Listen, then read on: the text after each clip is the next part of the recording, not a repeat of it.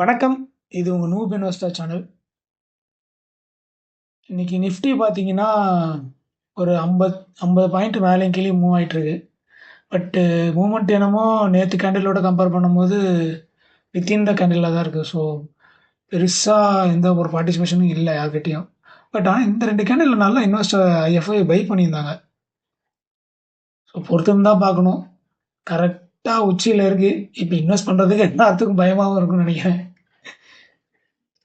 சரி ஸ்ட்ரெய்ட்டா ரொம்ப பேசாம இன்னைக்கு சில நியூஸஸ் இருக்கு. அத போக போவோம்.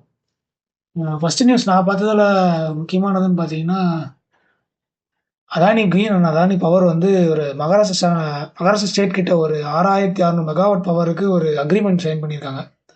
ஸோ இது எந்த அளவுக்கு அஃபெக்ட் பண்ணியிருக்குன்னு பார்ப்போம். மார்க்கெட் ஐ மீன் அவங்க ஷேர் பிரைஸ்ல.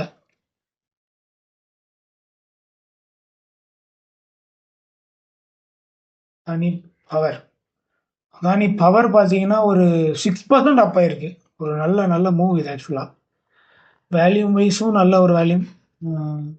இப்போ நான் ரெக்கார்ட் பண்ணிட்டு இருக்க டைம் பார்த்தீங்கன்னா 10:40. ஸோ ஒரு ஒரு சின்ன சப்போர்ட் ரேஞ்சில் தான் ட்ரேட் ஆகிட்டு இருக்கான்.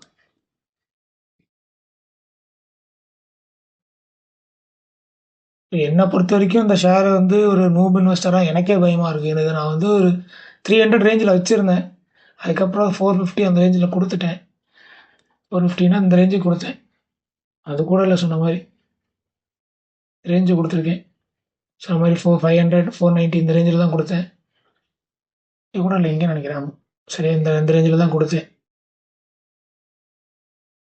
பட் இது இன்னைக்கு இவ்வளோ தூரம் வந்திருக்கு. ரொம்ப பெரிய வளர்ச்சி இது. அது இல்லாமல் இன்னைக்குன்னு பார்த்தீங்கன்னாலே 40 ருபீஸ் ஏறி இருக்கு.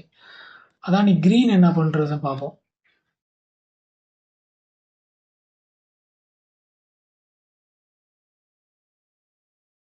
அதானி கிரீன் அதானி கிரீனுன்னு பார்த்தோம்னா அதுவும் ஒரு 6% இன்னைக்கு ஏறி இருக்கு. ஆனால் எல்லாமே ஒரு ஒரு ஒரு சேனல் பேட்டர்னுக்குள்ளாரே இருக்கு பாருங்க. கரெக்டாக சொல்லணும்னா ஒரு சின்ன ஒரு ஒரு ஒரு ஒரு ட்ரேடிங் ரேஞ்சு, இந்த ரேஞ்சுக்குள்ளாரே தான் போகுது. பெருசாக வயலண்ட்டாக மூவ் ஆகல. மேபி இதை உடச்சா மேபி நம்ம கன்சிடர் பண்ணலாம். மிடில் இருக்கிறதுனால இதை பற்றி யோசிக்கிறது கூட வேணாம்னு நினைக்கிறேன். அதுவும் கம்பெனி பேரை காத்தாலே ஓடிடும். ஸோ அடுத்து நம்ம பார்க்க போகிறது பஜாஜ் ஹவுசிங் ஃபைனான்ஸ் வந்து லிஸ்ட் ஆயிருச்சு. கிட்டத்தட்ட லிஸ்ட் ஆகிறப்போ 114 சப் ப்ரீமியமில் லிஸ்ட் ஆகிருக்கு. உண்மையாகவே இது ரொம்ப பெருசு. ஆனால் நிறைய பேர் என்ன சொல்கிறாங்கன்னா, இதுவும் டாடா டெக்னாலஜிஸும் ஒரே அளவுக்கு தான், மேபி அதை விட அதிகமாக சப்ஸ்கிரைப் ஆகிடுச்சு, நிறைய ப்ரீமியம் வரும்னு நினச்சாங்க. ஆனால் உண்மை என்னமோ அது கிடையாது.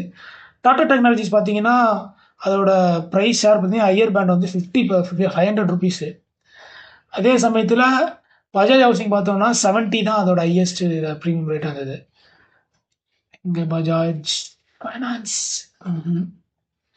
டாடா டெக் ஆனால் அது பார்த்தீங்கன்னா லிஸ்ட் ஆகிறப்போ 500லேருந்து கிட்டத்தட்ட ஆல்மோஸ்ட் 200%, நியர்லி 1400 ஆகி ஆல்மோஸ்ட் 200%, நியர்லி 190 அந்த ரேஞ்சுக்கு வந்துருச்சு அதோட ப்ரீமியம். ஐ மீன் லிஸ்ட் ஆகிறப்போ அதோட கெயின்ஸ்.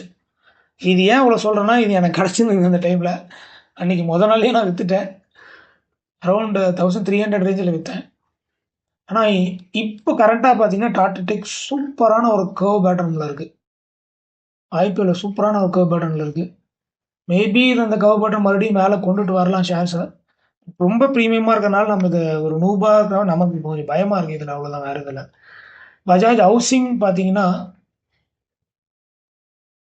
ஆல்மோஸ்ட் 158, ஒரு நல்ல ப்ரீமியம்.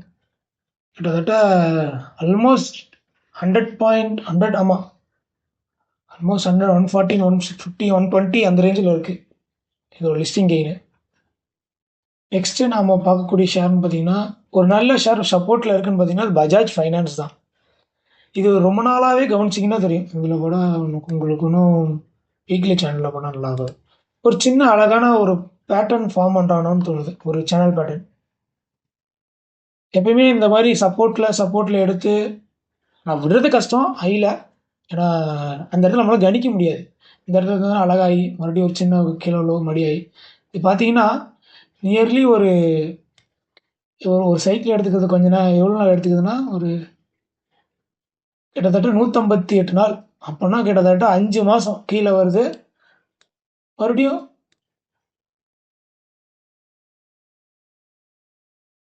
அதே மாதிரி ஒரு 120னா ஒரு 4 மாதம் 3 மாதம் அந்த ரேஞ்சில் திரும்பி மேலே போயிடுது. ஸோ அந்த அளவுக்கு ஒரு நல்ல வாலட்டைல் கொடுக்குது. ஆனால் இது உண்மையாகவே யாராலையும் இப்படிலாம் பிடிக்கவே முடியாது. மேபி சப்போர்ட்டில் எடுத்தோம்னா இந்த ரேஞ்சில் அந்த மாதிரி கொடுக்கலாம். ஏன் அதை நான் சொல்கிறேன்னா, அந்த சப்போர்ட் ரேஞ்சில் எடுத்தேன், நான் இங்கே கொடுத்தேன். மறுபடியும் இதில் மிகப்பெரிய ஒரு மைனஸ் பாயிண்ட் என்னன்னா, நம்ம மைண்ட் அதில் போட முடியாது. ஏன் சொல்கிறேன்னா, இந்த இடத்துல நம்ம எடுக்கணும்.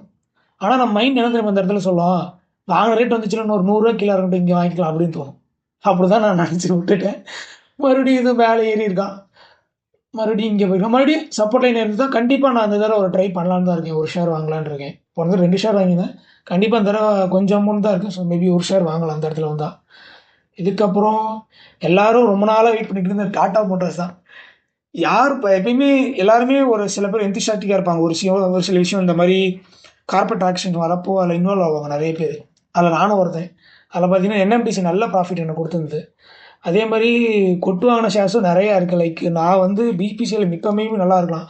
பிபிசிஎல் நான் ஒன்ஸ் அ டைம் அவங்க 4% எவ்வளோ டிவிடெண்ட் கொடுக்குறப்போ 50 ரூபா பக்கம் டிவிடெண்ட் கொடுத்தப்போ நான் அதை வாங்கினேன் 500 ரூபாயில். அது அங்கேருந்து 300 இருந்துச்சு. அன்னையிலேருந்து ஃபுல்லாக ஆவரேஜ் பண்ணி மேலே கொண்டு வந்து ரொம்ப கஷ்டப்பட்டு வெளியே வந்தேன். இன்றைக்கி அவன் ஸ்ப்ளிட்டு கொடுத்து அந்த ரேஞ்சில் இருக்கான்னு நினைக்கிறோம். மனசு ரொம்ப கஷ்டமாக இருக்குது. பட் எனிவே எல்லாமே எழுதுனதை ஒட்டுன்னு நினச்சிக்கிட்டு போக வேண்டியதுதான். இப்போ நம்ம எதுக்கு இந்த டாடா மோட்டார்ஸ் எடுத்து வச்சுருக்கோன்னா, இங்கே நிறைய பேர் வாங்கியிருப்போம். ஏன்னா இந்த டேட்டு தான் பார்த்தீங்கன்னா டாடா மோட்டார்ஸும் டாடா மோட்டார்ஸ் டிவிஆரும் மெர்ஜ் பண்ணுறதை பற்றி பேசியிருந்தாங்க. ஸோ அந்த டைமில் நல்லா மேலே இருந்துச்சு. இந்த இடத்துல யாரோ ஒருத்தவங்க வாங்கியிருக்கலாம். ஒரு 1100 அந்த ரேஞ்சில் வாங்கியிருப்பாங்க. இந்த ரேஞ்சில் பார்த்தீங்கன்னா இதை வாங்கியிருப்பாங்க. யாரை? டாடா மோட்டார்ஸ் டிவிஆர் ஒரு 10 ஷேர் ஒரு 750 ரேஞ்சில் வாங்கியிருப்பாங்க. அது இதிலே பார்ப்போம். டாடா மோட்டார்ஸ் டிவிஆர் இதை பார்த்தீங்கன்னா கடைசியாக தான் ட்ரேடட் ஆனது அமௌண்ட்டு. ஒரு 750 அந்த ரேஞ்சில் வாங்கியிருப்பாங்கன்னு வச்சுக்கோங்க. இப்போ நியர்லி அவங்களுக்கு எவ்வளோ ரேட் வரணும்னா ஆல்மோஸ்ட் 1070 வரணும். அவங்க பிரேக் ஈவன் வந்து அவங்க தொண்ணூனாலே 1070. அங்கே மிகப்பெரிய ஒரு நல்ல ஒரு ரெசிஸ்டன்ஸ் இருக்குது. அந்த இடத்துல குட்டி ரெசிஸ்டன்ஸ் நல்லா இருக்குது. இதுதான் பிரேக் ஈவன். அங்கேருந்து பார்த்தீங்கன்னா ஆல்மோஸ்ட் ஒரு நார்மலாக சில பேர் எடுத்திருக்கேன், அதுதான் முக்கியம். ஸோ அந்த மாதிரி பார்த்தீங்கன்னா ஒரு நியர்லி ஒரு இன்னும் வரவே இல்லை, வந்தால் தான் தெரியும். ஒரு 10% பக்கம் ஒரு கீழே போச்சு. நான் இந்த இடத்துல ஒன்று பை பண்ணியிருந்தேன். 2 ஷேர் மட்டும் 970 ரேஞ்சில் பை பண்ணியிருந்தேன். மறுபடியும் அதை நான் கொடுத்துட்டேன். அந்த 2 ஷேரும் கொடுத்துட்டேன். சரி வேணாம், கீழே இறங்குற மாதிரி இருக்குது, சரியா பவர் இல்லை. ஆனால் இது பார்த்தீங்கன்னா உண்மையாக நல்ல ஷேர், லாங் டைமில் சூப்பர் ஷேர் எனக்கே தெரிஞ்சு. ஏன் அது சொல்கிறேன்னா, பார்த்தீங்கன்னா டாடா மோட்டார்ஸ் 997 ட்ரேட் ஆகிட்டு இருக்க மாதிரி இருக்குது. ஸ்டாக் பி பார்த்தீங்கன்னா வெறும் 10 தான். இதுதான் எனக்கு வந்து ரொம்ப மெஸ்மரைஸ் பண்ணுது. ஏன்னா இதை நான் 200ல் வச்சுருந்தேன், 220 ரேஞ்சில் நான் வச்சுருந்தேன். அப்போனா அது எங்கேன்னு பார்த்துக்கோங்க. நான் அது வந்து ரொம்ப நாள் முன்னாடி வச்சுருந்தேன். இதுவும் ஐடிசியும் ஏதோ ரேஞ்சில் தான் வாங்கினேன். 2021 இந்த ரேஞ்சில் தான் வாங்கினேன். 200 சம்திங்கில் வாங்கினேன். ஆனால் அது இங்கே பாருங்கள், இன்றைக்கி கிட்டத்தட்ட 2021 இப்போ 2024 கிட்டத்தட்ட ஒரு 3 வருஷம் கேப்பில் அது ஆல்மோஸ்ட் என் அமௌண்ட்டை 5x பண்ணியிருக்கு. ஆனால் நான் ஹோல்ட் பண்ணவே இல்லை. ஏன்னா அது நான் வாங்கி கொஞ்ச நாள் இங்கே இந்த ரேஞ்சில் வாங்கினேன். இந்த ரேஞ்சில் நான் விற்றுட்டேன். ஐ மீன் 350 அந்த ரேஞ்சில் தான் நான் விற்று நல்லா லாபம் இருக்குது. நியர்லி எனக்கு அப்போ ஒரு 70 ருபீஸ் பர் ஷேர் ப்ராஃபிட் கிடச்சுன்னு நான் விற்றுட்டேன்.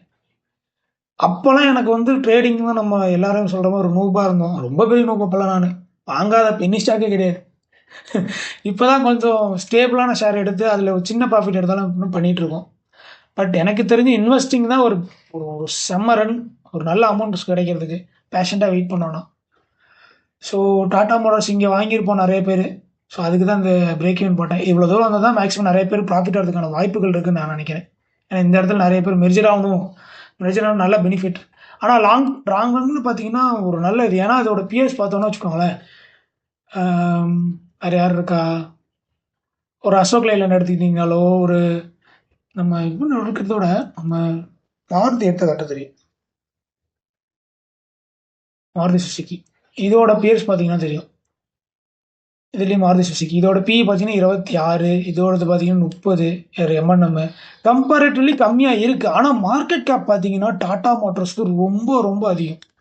அதுவும் நம்ம பார்க்கணும். எல்லாருமே சொல்லலாம்